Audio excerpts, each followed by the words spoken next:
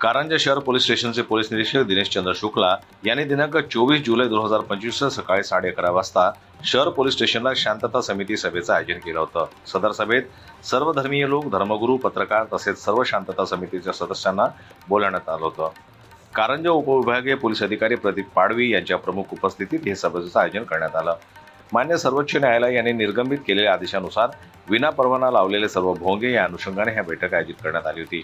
सदर बैठकीमध्ये माननीय पोलीस महासंचालक यांच्या स्थायी आदेश क्रमांक 2/2025 अन्वये निर्गमित करण्यात आलेल्या परिपत्रकाच्या आणि ध्वनी प्रदूषण अधिनियम कायद्याबाबतची माहिती देण्यात आली। आदेशानुसार व मार्गदर्शन सूचनेनुसार यापुढे परमिशन घेण्याबाबतचे रीतसर पोलीस स्टेशन, मंदिर, मस्जिद, बौद्ध विहार, गुरुद्वारा अशा ठिकाणी विना परवानगी लावण्यात आलेले भोंगे दिनांक 25 जुलै 2025 ते 26 जुलै 2025 रोजी या 2 दिवसांमध्ये काढून घ्यावे।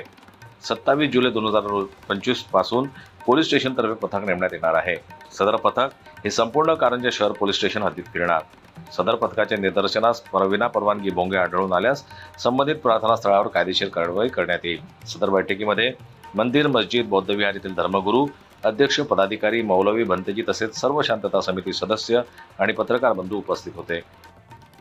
जनमत लाईव्ह न्यूज करता ज्ञानेश्वर वरगट यांची रिपोर्ट वाशिमहून।